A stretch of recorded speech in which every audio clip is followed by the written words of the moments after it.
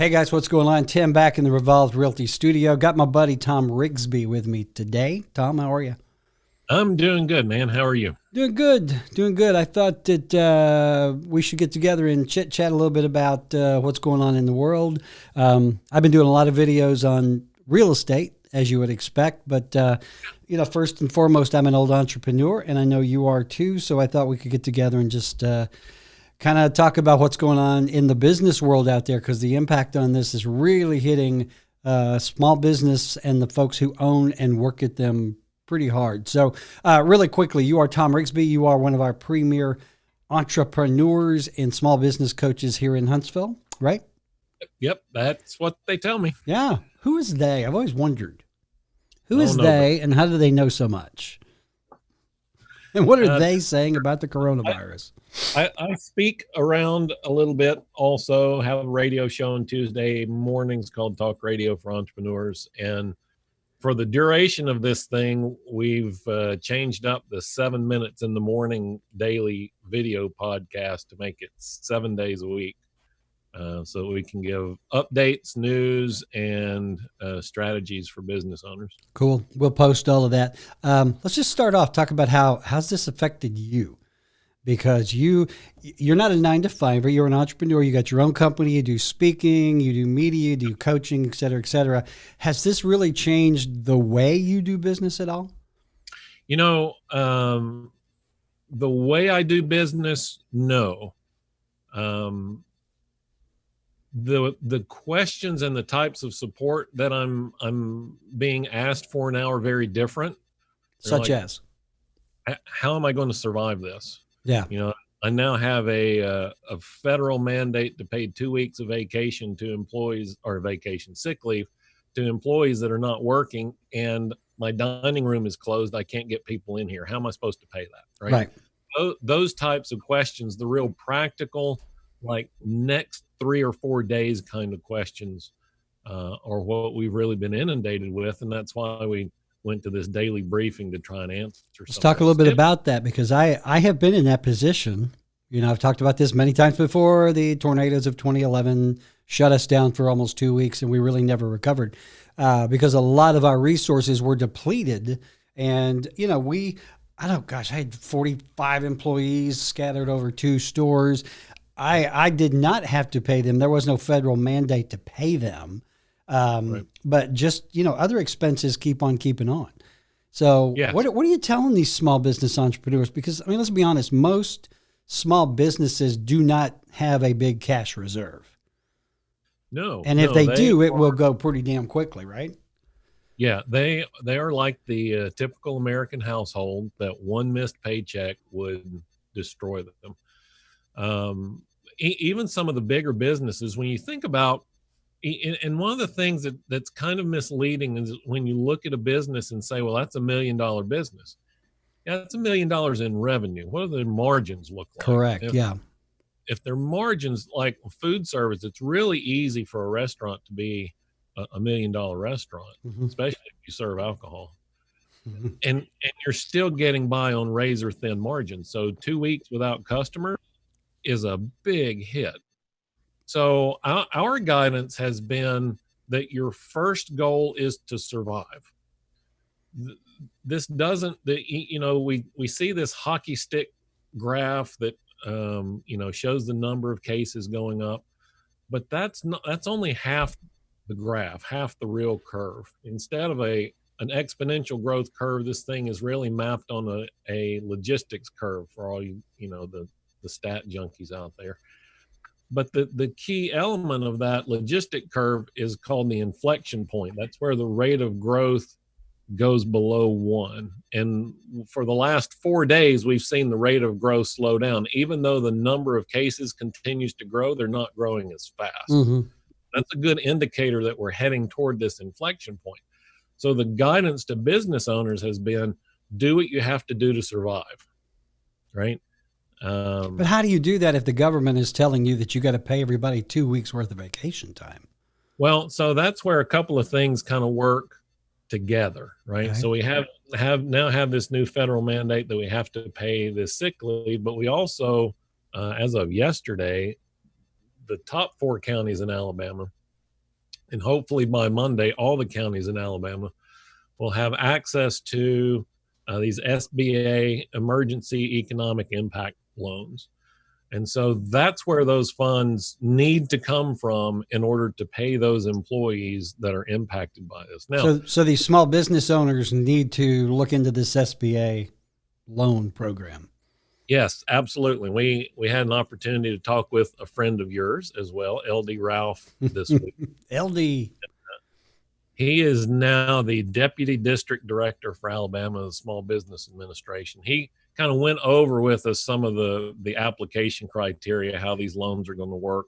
That interview is in our Facebook group. You can go back and watch that. But so now with this mandate, that's half the equation. Then you have these emergency loans to kind of help fill the gap. That's how that's going to work. And if you can piece together enough of these things in order to survive, then once we reach the inflection point, you'll have an opportunity to put your foot back on the gas and continue to grow. Because the third leg of this stool is what's being debated in Congress now, this $1,200 check to everybody. If that gets passed and that money gets released into the wild, then because people don't save money, they're going to go spend it. Mm-hmm. And when they spend it, they need somewhere to shop. So you just have to survive long enough for people to get out and start shopping. What is the process for applying for these loans? Because you know as well as I do, the SBA operates on red tape. Nothing. I love you, LD Ralph. Nothing happens quickly with the Small Business Administration, even in the best of times. Yeah, so that's true. I started going through the process this morning so I could see it and see, kind of what was entailed there. Mm-hmm. As with any government program, it is a paper environment. Right. You do have to apply for it. They will do a credit check. You do have to pay it back. It's not a grant, but they will be under very favorable terms. Should that, that money be? Do you know if that credit is the business credit or the owner credit? Is it personal? Both. So, yeah. So they'll look at the business credit. They want to see the last year's tax returns for all of the majority owners and for the business, if that's available. If not, then just financials, balance sheet, cash flow statement will suffice. But I mean, it's not a you don't apply, it's not a guarantee that you get it, but they do understand that this isn't having an impact, and they are trying to roll this out as quickly as possible. How long does it take to get approved if you are? He said, LD said during our conversation that their goal would be to have money in your hands in 10 days or less. Mm-hmm. And do they, what are the parameters for borrowing? Like if I'm a small business and I need this loan, how much can I get? Is it based on my last quarter payroll? What is it based on? Yeah, so the amount that you're eligible for is based on your expenses and the amount of damage that you've incurred, economic damage that you've incurred. So for a restaurant with 20 servers and the kitchen staff and nobody coming through the front door, that amount will likely be larger than, say a service company who's still able to work. They just don't have as many jobs. Right. I talked to someone yesterday, and I'm not going to mention the name, but they own probably 6 or 7 franchises here, sandwich franchises. And they basically are shut down. They're still doing curbside. One of her complaints was that the franchisor was still mandating operational processes, was not taking into account any of this. And that's one thing that they were struggling with. And even though they've been a very profitable business, she's like, I do not know how long we can do this. Because if you've got 6 franchises and, 60 employees, there comes a point where, it's just really difficult to keep the doors open. The people that I feel sad for are the employees of these businesses, the ones that are those folks that do have to live paycheck to paycheck. And they're, if you miss a couple of checks, and things trickle downhill. I've been talking a lot about this on the real estate side, from I have a buddy that has 150 rental properties. Well, if all of his tenants suddenly cannot go to work and cannot make money and cannot pay their rent, well, that's going to trickle down to him.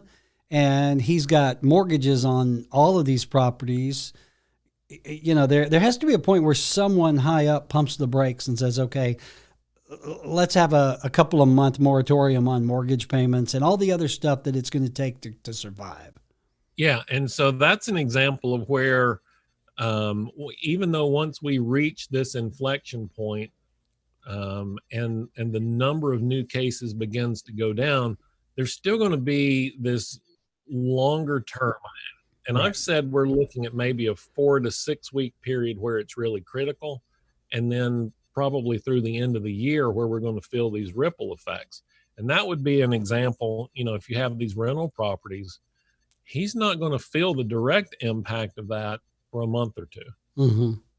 When he has tenants that can't make the rent and evictions are temporarily suspended. That's right. Yeah. Mortgage payments and so this is kind of back to the idea of you just have to survive, right? If you have to just cease operations for a week to save as much cash as you can, the important thing is that you have some cash left when it's time to hit the gas again. And I think that's the very important part. What expenses can you cut? Right. You know what I mean? Not just the business folks out there, but personally. I mean, my God, we got cell phones, we got your cable TV, we got car payments, we've got all this stuff. You know, what are those expenses, if any, can you live without? I mean, it goes back to the trickle down. You know what I mean? Everything above us, you and me even, there are things going on that will eventually trickle down to us. Now, I'm blessed. God takes care of fools and idiots, living proof. You know, I can go a month or two or whatever without having to worry about the cash flow of it, you know, but a lot of people can't. And I think the biggest thing right now is the fear factor, the fear of where we are and the fear of where we're going. We don't know. And I think that's driving a lot of things that are being done governmentally, business wise. I think that's driving that. I think that's true. And, you know, we talked about this a few minutes ago before we got started. You know, you look at a virus, an epidemic, an outbreak that's infected 0.006% of our population. Mm-hmm. Put that into perspective. Compared to the flu. Well, compared to the flu, we've had almost 100,000 deaths this season from the regular flu. Right. Worldwide, right? We've had 19,000 cases. Let me see, that's what the death number is. So deaths in the U.S. is 256 as of yesterday. There were more people killed in car accidents yesterday than have been killed by COVID-19 for its entirety in the U.S. Now, that's not to say that it's not bad. Pneumonia is not a good thing to get. We need to be taking precautions, but you know, I look back to this panic buying of toilet paper. Yeah, what the hell was that all about? Well, so here's the only thing that I can think of. You're old enough to remember Mutual of Omaha's Wild. Certainly am. Yeah, Marlon Perkins. And, they'd show this big herd of gazelles out on the savannah, and this lion would approach one side. Right. Well, the 2 or 3 gazelles that saw the lion would start running, and the other 1,000 would run with them and have no idea why they were doing it. Right. And I think that's what we saw. Oh man, people are buying toilet paper. Doesn't toilet paper come from China? We better go get toilet paper. And I'm like, no, actually it comes from a factory down in South Alabama, but that's a whole nother story. Right. There's a little bit of herd mentality. There's a little bit of fear. There's, fear of the unknown for sure. We don't know anything about it when it started. We know a lot more about it now. And in hindsight, some of those reactions look silly.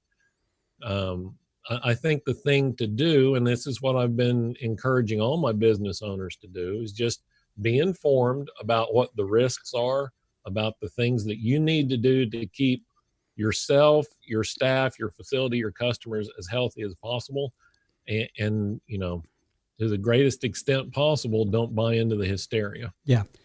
And I realize the stats tell us that this is far less deadly than the common flu. Right. But I think what we're seeing here, though, is what's happening here is not a fear of the death toll. It's trying to keep it from spreading and everyone getting sicker and impacting everything, even greater than it is now.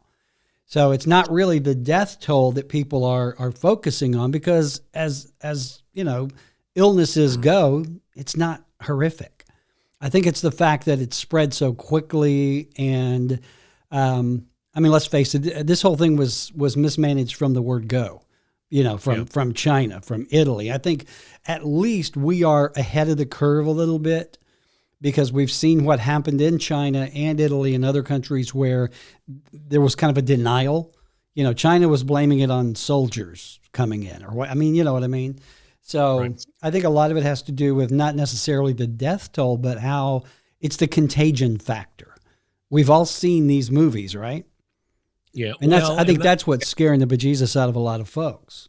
Yeah, I make fun about it all the time about, I got to have plenty of ammo for when the zombies start showing up. We see all these movies, and look, perception is reality, right? Correct, yeah. Expectation feeds into my perception. And in the absence of someone else setting proper expectations for me, I'm going to let my own mind fill that void. And because of movies and just pop culture, zombies and melting skin are what come to mind. Lovely. When really for most people this is a bad cold. Yeah. Right. But I think if these precautions weren't taken, it could spread. And granted, the death toll may not be as much as other illnesses again, but it's just the fact that the way this spreaded. I just made up a word. There you go. Boom! Put that in your dictionary. Here's some encouraging news. This is okay, give me some. On the daily brief this morning is for the last 4 days, the rate of change, the rate of growth of infection has gone down. So right. Even though we have more people being tested positive, the rate at which they're being tested positive is decreasing. That's positive news. And something that we're looking at from a perspective of, can we define when we hit that inflection point and know when it's time to get ready to go back to work? Yeah.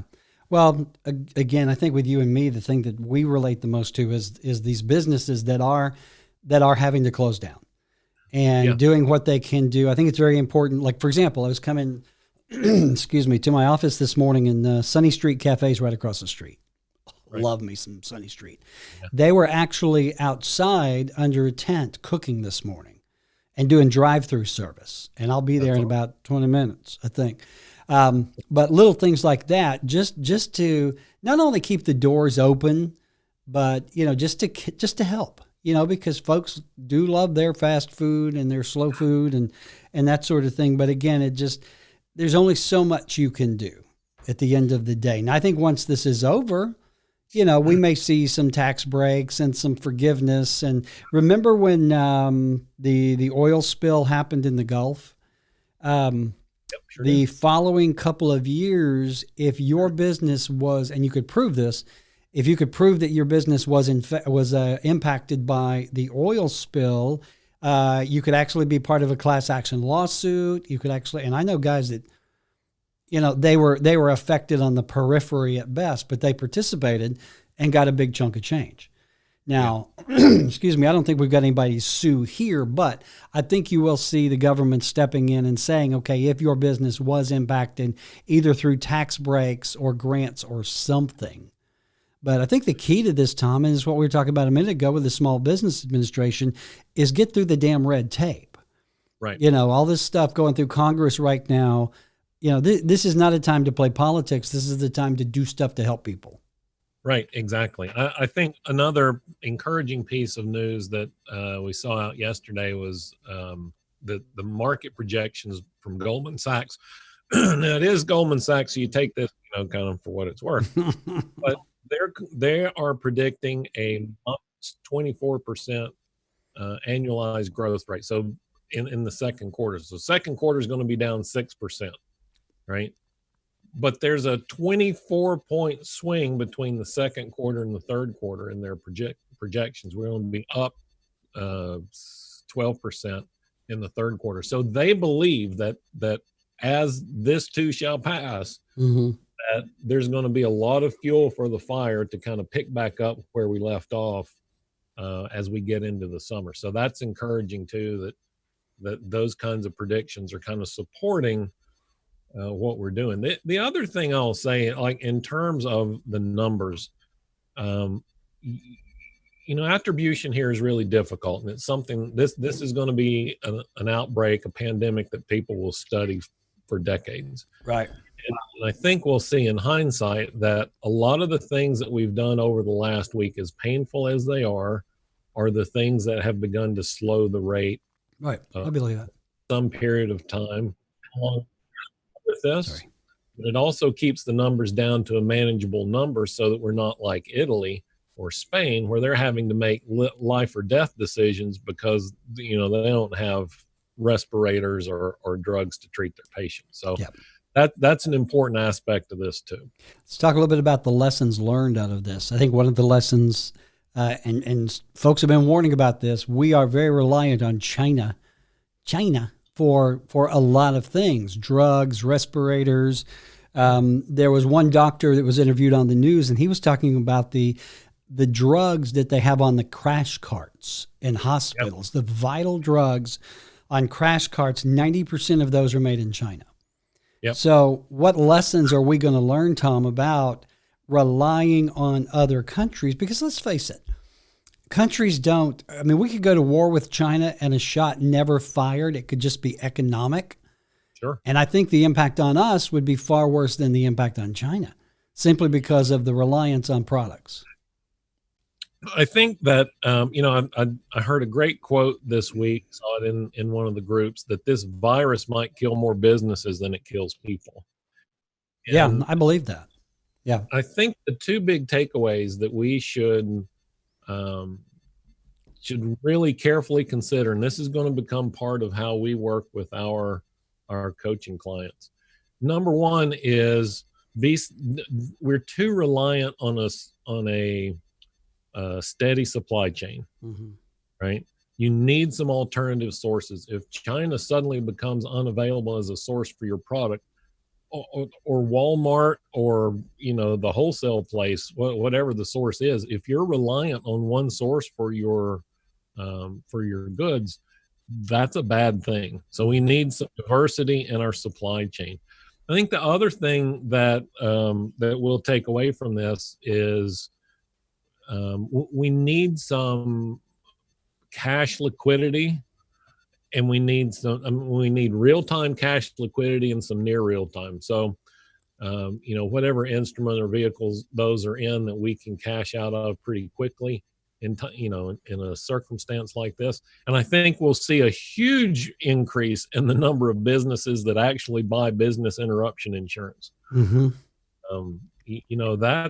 we talk about loans and the tax forgiveness and whatnot. There's insurance products made for this, right? That less than 5% of business owners buy because they're like, I don't need. It's not going to happen.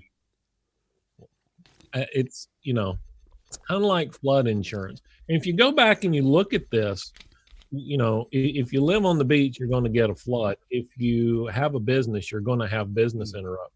We've had, just in my lifetime, the big ones, and then one here, we've had a .com meltdown.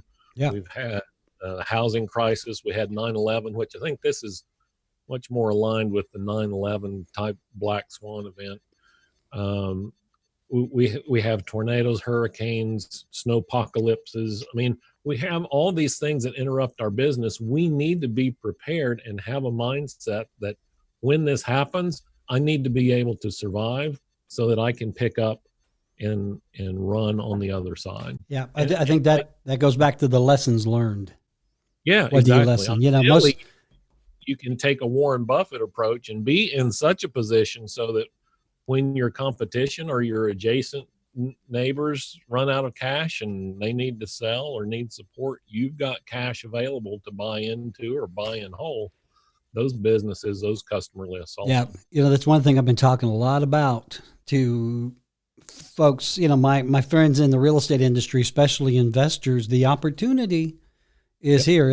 Catastrophe always brings opportunity. So especially in the real estate business, there are investors who are looking to come in now and buy at the bottom of the market. And some people call them sharks.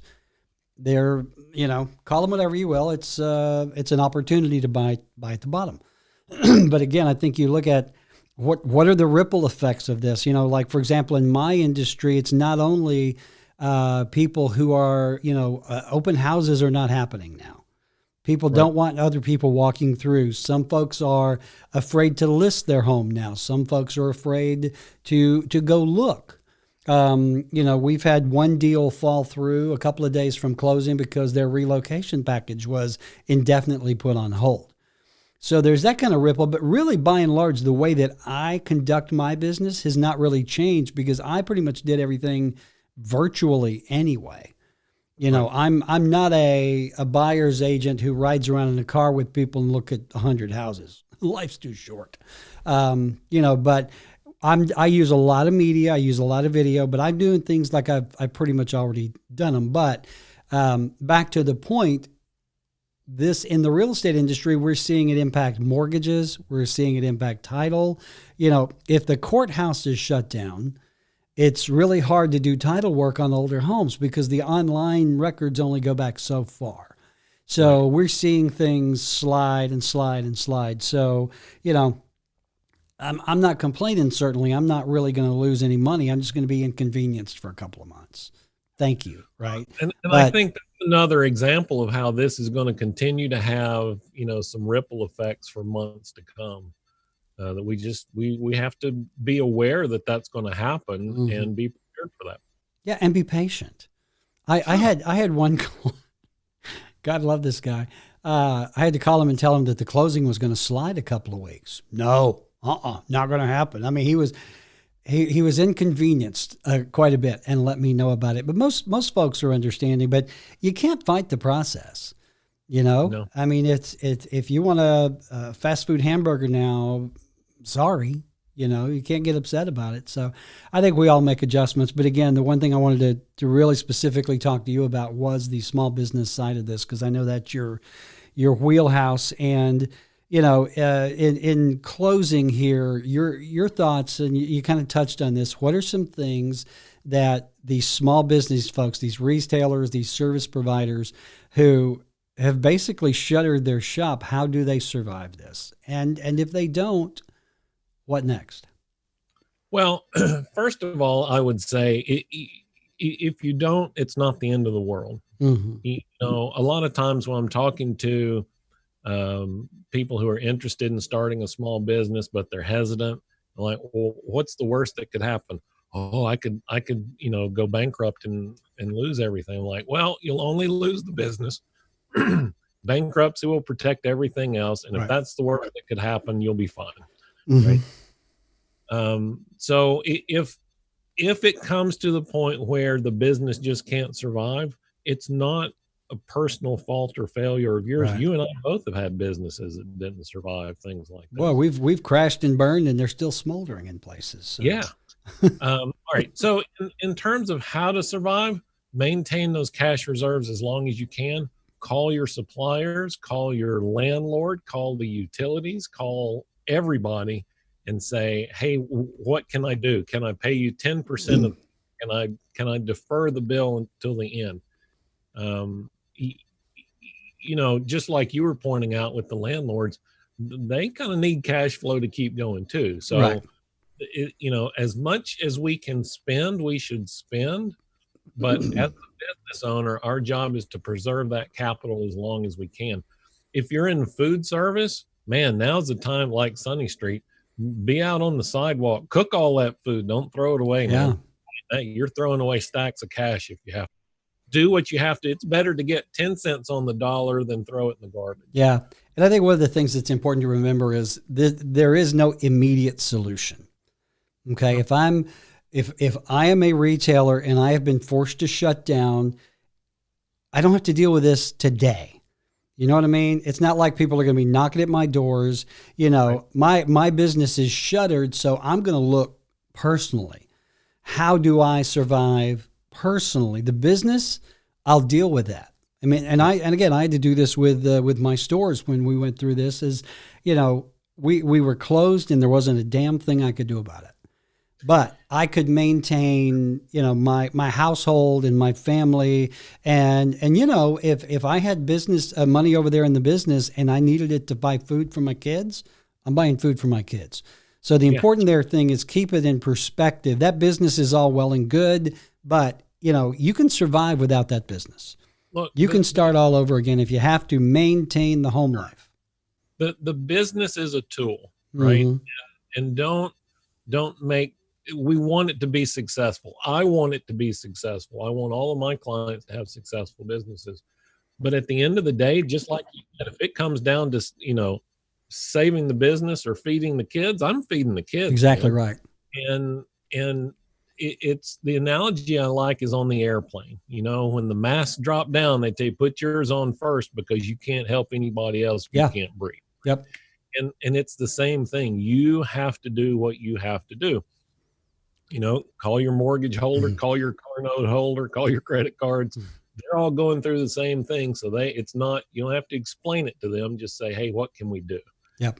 And just try to extend as long as you can, and then make it up when we come out the other side. And I think we will come out the other side. Yep. It is going to end. Yeah, that's what I was going to say. And I think when we do come out, I really think the economy is just going to boom. I mean, you know, we're going to pump the brakes here for a couple of months, but I think the housing market's going to be nuts.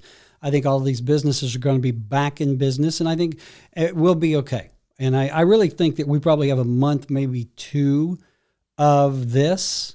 But I think in the end, it's just survive it and don't fret. I talk to so many small business owners who are just worrying themselves sick. And you know me, Tom, I don't worry about crap I can't control. And I can't control this at all. Now, one thing I do, again, is I did a video on this about, you know, I opened the lines of communication with my customers.